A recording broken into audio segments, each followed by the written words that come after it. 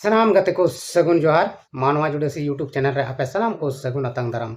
तबे गाते को चिलका हेना पे आसो कने आपे सनाम को सिरजन बाबा दया दुलर ते मजार नापाय गे हेना पे आर इंग हो मजार नापाय गे हेना तबना तबे देलाबन तेኛ वीडियो रे आबो बन गालमारा चिलका इसई होड़ आर बिदिन होड़ माने आदिवासी Christian are none Christian Chilka को तापामक कना आर चिलका उनको दो बिदिन होड़ दो इसई होड़ा गिरजे ओड़ा को रपुदा से नुको सरी सरना धर्म रेन होड़ दो इसई होड़ा गिरजे ओड़ा जहां दो को देवा सेवाय ओना ओड़ा को रपुदा तबे देलाबुन आबो मिटन वीडियो क्लिप बुन नेला आर ओना नेल कते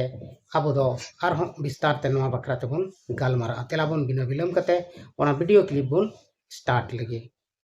गाते को नोड़ा बुन नेलेत को पुलिस प्रशासन को तिंगो कना नोआ गिरजे ओड़ा सामने रे आको पूरे गार्ड लेकते चिदा से नोड़े दो अनुमान में नोड़े गदेल गदेल हड़ हेज कते गिरजे ओड़ा को रपुद लगी और नोड़े हेज हको हेजना नेल केत को नुको नुको दो आसार लेकते को हेज कना नुको दो एकेन आदिवासी कना को और नुको दो इसई हड़ सला झगड़ाव कान को से चिकाव कान को नोआ दो बाबन बुझ दाड़े कना इसई हड़ नुको दो रंगाव को आना इयते नुको बन नेलेत को दुंगुर दुंगुर हड़ नोड़े को हेजना नोआ गिरजे ओड़ा दादाल को धुरवना और को नेल को बाबन नुको भितरी से बोलो लगी को पूरे को अगबकाव कना और भितरी से नको बोलोयना नुको गदेल हड़ दुंगुर दुंगुर बन नेले को नुको दो तोड़ फोड़ को एहब किदा दाल को एहब किदा और नौका लकाते नोआ गिरजे ओड़ा भितरी रिया सनाम सामान को दाल रपुट किदा नुको दो बड़ी बड़ी तबे गाते को नोआ कटी मारंग वीडियो क्लिप रे आबो बन नेल किदा मिटन गिरजे ओड़ा दाल कते को रपुट एत कना और नोंडे दो पुलिस प्रशासन हो ओना बंचाव लगी से ओना रुखिया लगी ते हेना अका को गिया मेनखान नुको आदिवासी समाज रेन होड़ उन ढेर मेना को जहां दो पुलिस प्रशासन चित हो बको चिकाव दाड़िया कना और उनको बांग को रोकाव दाड़िया कना आदो गाते को नुको आदिवासी समाज रेन होड़ दो ईसाई आदिवासी समाज रिया जहां गिरजे ओड़ा कना ओना गे को रपुड अकादा आदो तेहिन नोंडे नुको धर्म बखरा को लड़ाई कना और धर्म बखरा लड़ाई कान तेको जहां पूजा स्थान से देवा सेवा स्थान कना ओना ओड़ा को दाल कते को धसाव किदा और ओना भितरी रे जहां सामान को तहे कना ओना हको सनाम को रपुट चबा किदा आदो नुआ दो अडी दुख रिया कथा कना चेदा से नुकु बनार आदिवासी कान किया को मेनखान अलग अलग धर्म को मनावेत कना आदो धर्म दो अपनार जायगा रे मेना मेनखान जेत दो मिट गिया को आदो तिहिं नुकु तलारे जहां झगड़ा जनाम कान नुआ दो होनांग आको ते दो बांग होयुक कना जहां नुआ रे मिटन हड़ मेना को से मिटन बड़ी हड़ मेना को जहां दो नुको आदिवासी समाज रे नौकान बीस को एर कदा जहां बीस ते दो बनार आदिवासी समाज रेन हड़ अडी कजाक को लड़ाई अचुए को गाते को नोआ वीडियो नेल कते आपे सनाम आदिवासी बोया मिश्रा ठे इन नेहरो कना क्रिश्चियन हो नन क्रिश्चियन हो नुंका तपाम झगड़ा कते दो जहां लाभ दो बनु अनांग और नुको आदिवासी जहां दो को क्रिश्चियन कान नुकु हो उनका बड़ी दो बाको कमीदा होनांग जे आकोरेन आदिवासी बोया से सरना धर्म से विदिन धर्म को मनावे उनको विरोध रे जहाना उनका बढ़िया दो बांग को कमी कदा जुदी उनको उन बड़ी की को कमी किया तबे दो तिहिं नुआ भारत दिसम रे नुआ क्रिश्चियन सोसाइटी से नुआ क्रिश्चियन दो ओहो को बिनाव को आदिवासी दो और उनको नुना बड़ी दो बांग को कमीदा से बड़ी दो बाको कमीदा जुदी बड़ी को कमी लेखान सरकार हो नुको दो उन ओपन से एलाव दो बाय मा हुआ मेनखान नुंका नितो नुआ समाज रे नुंका समाज रेन गांडार को मेना को नुंका समाज बड़ी हड़ मेना को जहां दो नुको उसकवे को और उनको भोला भाला आदिवासी उनको उग्र रूप को माओ को कना और नुंका लकाते आदिवासी दो आदिवासी साथ के झगड़ा को सिरजेवदा और उनको ओड़ा दुआर देवा सेवा स्थान सनाम को दाल रपुट चबाएदा तबे अब बन बड़ाई गया जे अब भारत दिसम रे दो आयमा लेकाना धर्म बन मनाव दाड़िया कना और मनाव रिया अधिकार मेना अका तबना आदो एनते हो अबुरेन बोया मिश्रा को नुंका उग्र रूप को हतावदा जहां ते दो मी कमजोर जहां दल मेना को से क्रिश्चियन सोसाइटी रेन हड़ मेना को उनको को संताव चुक कना उनको को ताल चुक कना उनको को गज चुक कना आदो नुआ दो अडी बड़ी कथा कना से अडी बड़ी समस्या कना तबे गाते को आपे सनाम ठेन नोआ गे नेहर मेना आपे जहां की आपे एरिया रे इसई हड़ मेना को से बिदिन हड़ मेना को उनको सलाह तपाम झगड़ा आलोपे हुई चुया और से आलोपे झगड़ा चेदा से नुआ तपाम झगड़ा कते जहान लाभ दो बनुआ और लाभ हों बांग ᱧᱟᱢᱚᱜᱼᱟ आबो दो बडाय गया बोन धर्म बखराते जहान तपाम झगड़ा कते जहान लाभ दो बनुआ आबो जुदी मिटन ईश्वर बोन देवा सेवावाय कान से आबोरेन हपड़ाम को खनंग को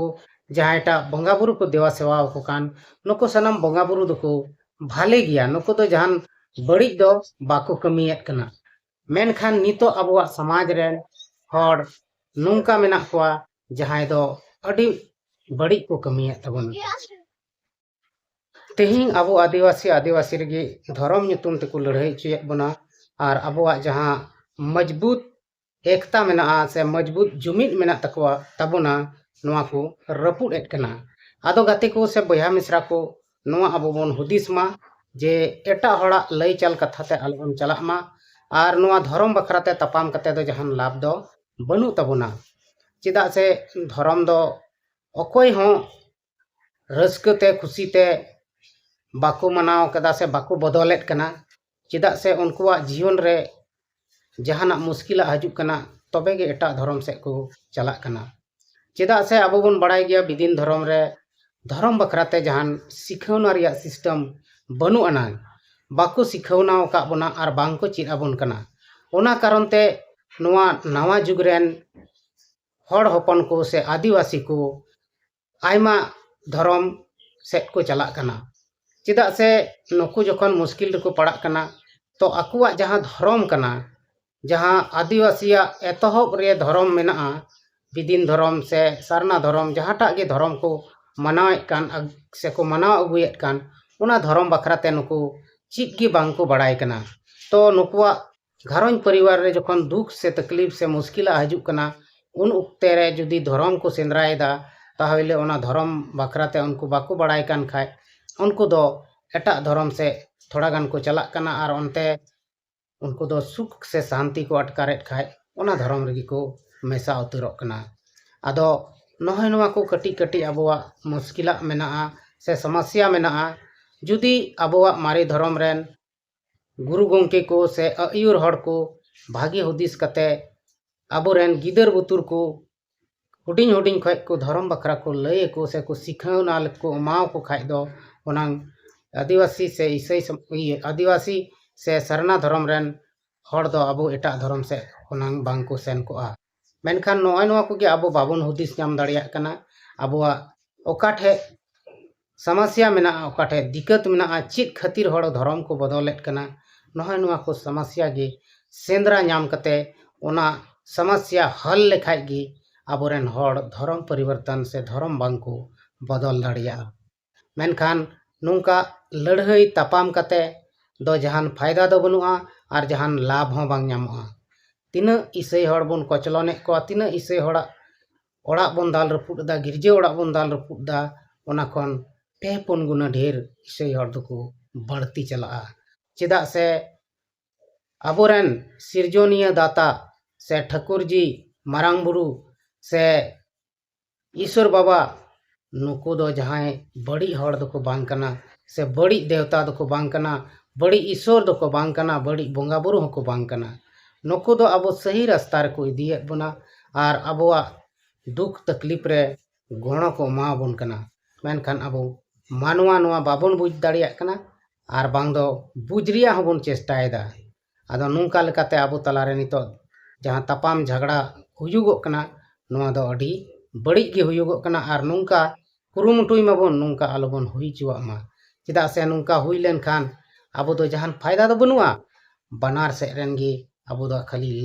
नुकसान और नुकसान गे हेना आदो चलो बन तबे तेहिना नो वीडियो रे अब बन गालमारावना जे ओकालका सरी धर्म से बिदिन धर्म रेन हड़ ईसई धर्म हड़ा गिरजे को रपुद एदा और नो गिरजे रपुद दो अडी मारंग पाप कमी कना तो चलो बन तेहिना नो वीडियो दो नोडे बन मुचाद का कना और नेक्स्ट वीडियो रे बन ᱧᱟᱯᱟᱢ कना सनाम को गे मुचाद रे इन सेन कोन मुचाद जोहार।